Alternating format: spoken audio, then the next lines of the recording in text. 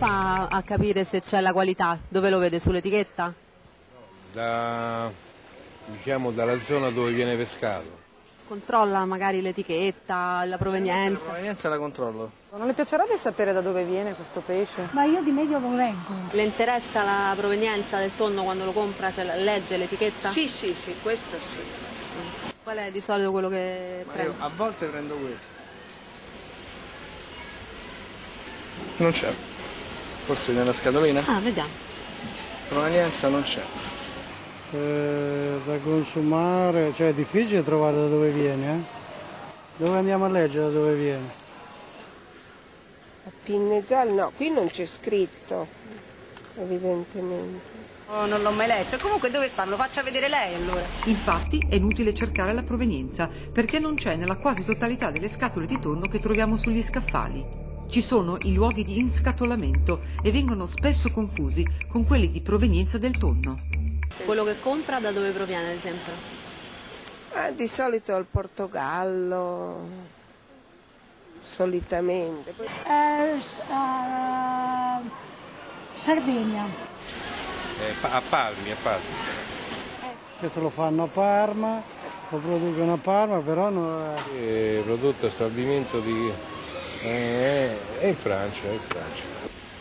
Prodotto da Bolton Alimentari, Cimentali Italia. Scrivere soltanto lo stabilimento di inscatolamento è un'informazione parziale e fuorviante, ma il regolamento europeo non impone alle aziende di inserire luoghi di provenienza della materia prima. È uno dei tanti regali che la politica europea fa alle multinazionali del tonno e non serve un'approfondita ricerca marketing per capire quanto sia utile questo regalo. Utile per evitare la barriera della diffidenza che i consumatori hanno per i prodotti alimentari che vengono da lontano. Cioè io preferisco comunque che sia un prodotto del Mediterraneo italiano, perché comunque penso che il tragitto sia più breve, quindi sia un po' più sano anche il tonno che c'è dentro. Ecco. E l'unica alternativa è quella, perché diversamente come potrei... Da dove verrà secondo lei? Dal Mediterraneo? Penso di sì. Penso che sia. Certo che se viene, non so, dalla Cina, non li prende i prodotti che vengono da molto lontano. Il mare di Casa Nostra è più saporito perché c'è più sale, più cosa. Invece se lo peschi in India il mare è già tutto un altro tipo di mare. Invece è proprio dai mari tropicali dell'Oceano Indiano, Pacifico e Atlantico che proviene il tonno che troviamo nelle scatolette.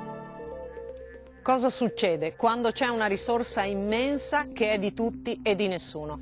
Che di solito il più forte arriva e se la prende come se fosse inesauribile. Oggi parliamo del tonno, che nel nostro mare è stato contingentato, mentre gli oceani sono aperti e le grandi industrie sono lì a inscatolare 2 milioni di tonnellate l'anno. I consumi sono in aumento e va a finire che noi ci mangiamo quello dell'Oceano Indiano e i giapponesi, per esempio, quello del Mediterraneo. Poco male si dirà, ma ci sono abitudini che possono stravolgere gli equilibri del pianeta e per correggerle a volte basta essere informati, perché almeno quando si va al ristorante o a fare la spesa ciascuno può esercitare un enorme potere che è quello di scegliere. La nostra Sabrina Giannini.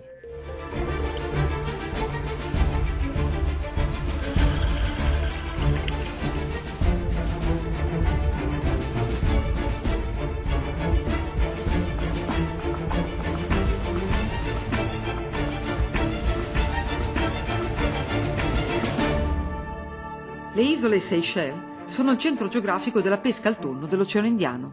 Qui viene sbarcato per poi ripartire congelato verso altre destinazioni, ma la gran parte finisce qui la sua migrazione, dentro lo stabilimento che si trova di fronte al porto, uno dei più grandi al mondo e tra i principali fornitori dei mercati europei, Italia inclusa.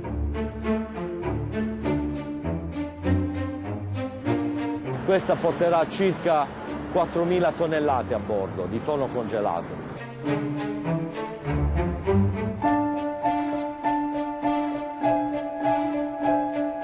Questa è la stiva vuota. Ma riescono a riempirla tutta questa? Questa si riempie tutta. Quindi loro riescono a riempire quanti di queste stive di 10 metri? Queste loro ne hanno circa 10 e riempiono tutte e 10 se va bene.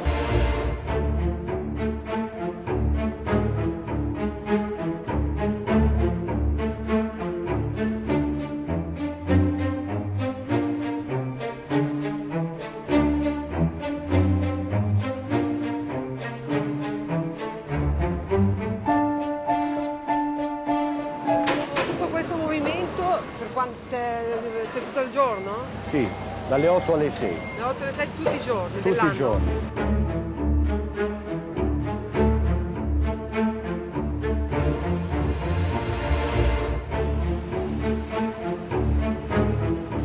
Abbiamo una capacità di stoccaggio di 7.500 tonnellate di tonno, quindi abbiamo circa 8.000 di quei cassoni. Il tonno che è stato già selezionato viene inviato attraverso i nastri trasportatori a una macchina, una sega a nastro che toglie la testa. La testa viene separata e viene inviata a un reparto dove si fa l'estrazione dell'olio. Ah, dalla testa? Viene infilata nei cestelli di cottura, li sistemano sempre in modo da simulare, noi lo chiamiamo swimming mode. Come se nuotassero, vengono infilati nei forni a vapore. Questi sono i forni di cottura, sono tutti forni di cottura a vapore. La temperatura è temperatura a vapore saturo, quindi arriva a 100 gradi ambiente.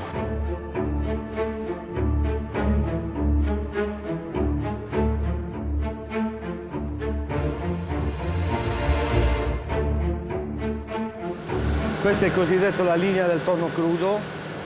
Quella macchina lì in fondo è un metal detector per assicurarsi che non ci sia alcun tipo di metallo. Quindi questa macchina è un toglipelle? Toglipelle. Ah, ecco. Per venderla come pelle a impianti che estraggono gelatina.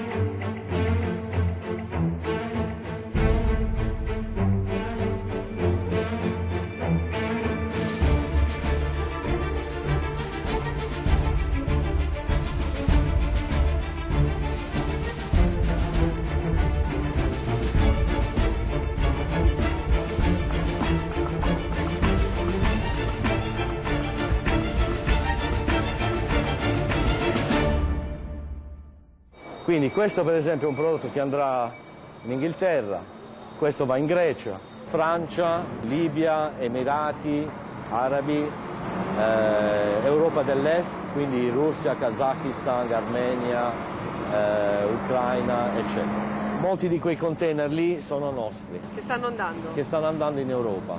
Noi spediamo circa da 1,5 milioni a 2 milioni di scatolette al giorno, per un totale annuo intorno ai 400 milioni di scatolette all'anno.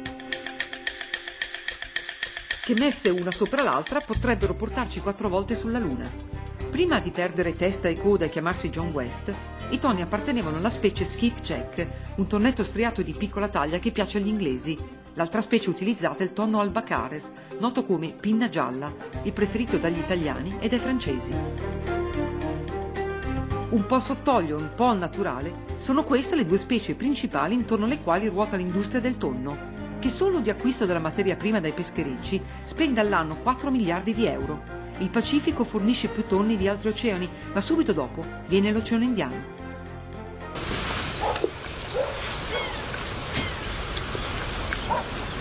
È tua suocera. Cappellino da pescatore d'altri tempi è un tonno per amico. La Nostromo, di proprietà spagnola, vuole far apparire la pesca al tonno come una suggestiva attività artigianale, anche se in realtà è altamente sofisticata e tecnologica, tanto che in soli 3 decenni si è arrivati allo sfruttamento di alcune popolazioni di tonno, soprattutto quel pinna gialla che agli italiani piace tanto.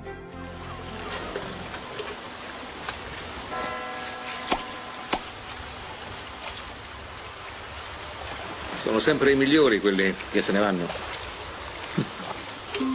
Per quanti anni ancora si potrà andare avanti a pescare questa quantità industriale di tonno prima che finisca?